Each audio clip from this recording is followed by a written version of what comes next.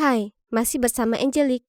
Kali terakhir aku cerita tentang guru matematikaku, Bu Peterson, yang juga tetangga kami. Apa kalian masih ingat? Dia melakukan hal-hal aneh dan membuatku berpikir bahwa dia menjual narkoba ke teman sekelasku dan juga orang lain.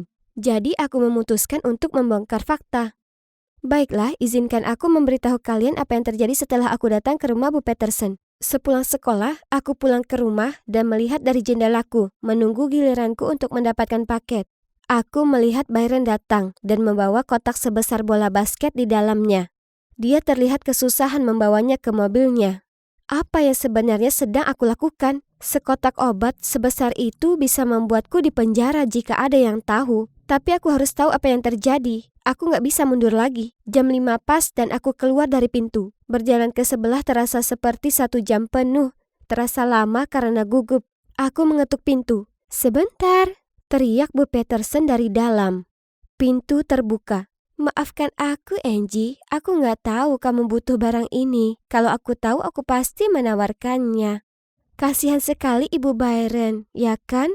Aku tersenyum canggung padanya saat dia memberiku sebuah kotak besar dan berat. Oh ya, tunggu sebentar. Katanya berlari menaiki tangga dan menghilang. Ketika dia muncul kembali, dia memegang kotak putih kecil yang ukurannya sedikit lebih besar dari bola softball dan menaruhnya di atas kotak besar yang sedang kubawa. Berapa yang harus aku bayar? Tanyaku, gak yakin apakah aku ingin tahu.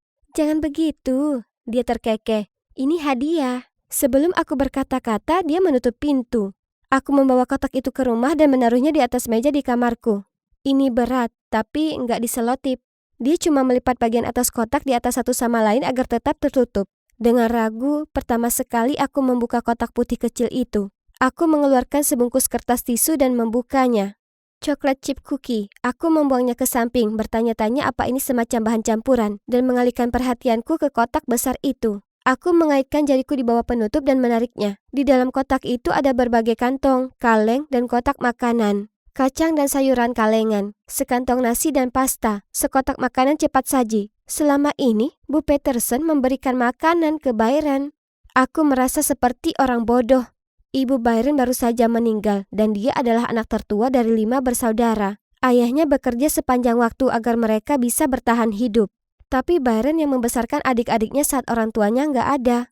Jelas, mereka butuh makanan dan Bu Peterson membantu mereka. Aku nggak tahu cerita anak-anak lain yang pergi ke rumahnya, tapi aku membayangkan mereka juga ada dalam situasi yang sama. Aku nggak bisa membayangkan Bu Peterson sebagai bandar narkoba lagi.